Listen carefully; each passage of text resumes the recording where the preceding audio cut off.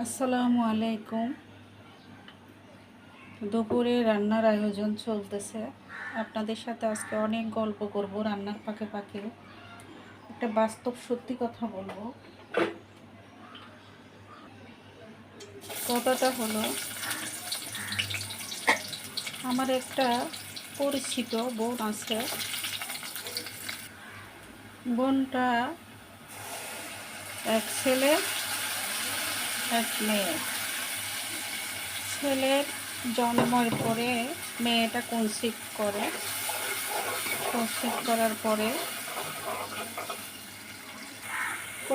করার পরে যখন ডেলিভারির সময় হয়, তার মামিকে, তার দুনিয়ার মধ্যে মা বাবা কেউ নেই। ভাই আছে, দুইটা না তিনটা অবশ্য। এই ভাইগুলো তার কোনো খোঁজখবর নেয় না, যার কারণে সেই তার আপন মামার ওয়াইফকে বলে যে আমার ডেলিভারির সময় একটু আমাকে সাহায্য করতে আমার বাসায় আসো। নিয়ে আসছে বাসায় নিয়ে আসার পরে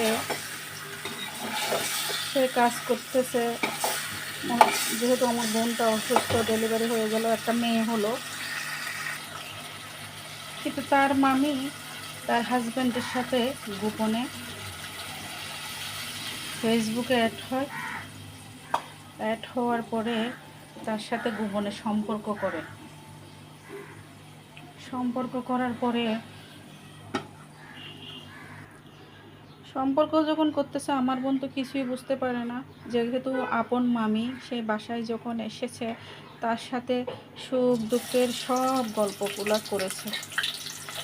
এখন আমার বোনের হাজব্যান্ডের মোটামুটি সে সচ্ছল, তো এই কারণে মহিলাটা লোভে পড়ে সম্পর্ক করে এখন শেষ পর্যন্ত বিয়েও করে ফেলছে।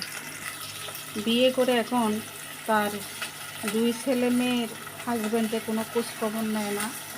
আমাকে অনেকবার করে বলেছে, আমি তার হাজব্যান্ডকে অনেক বুঝিয়েছি। সে গতকালকে আমার কাছে ফোন করে খুব কান্নাকাটি করতেছে। তার ছেলে মেয়ের কোনো খরচ দিচ্ছে না, বাজার দেয় না। আমাকে বলতেছে, আপা আমি মামলা করব। তো আমি বলতেছি, মামলা করলে তো কোনো সমস্যার সমাধান হবে না, তুমি ধৈর্য ধরো। তোমার যেহেতু দুটো ছেলে মেয়ে আছে, তারপরে হচ্ছে তোমার সন্তানের বাবা। তো আমি নেক্সট আপনাদেরকে অন্য ভিডিওতে আমি ওর সম্পর্কে আরও কিছু জানাবো।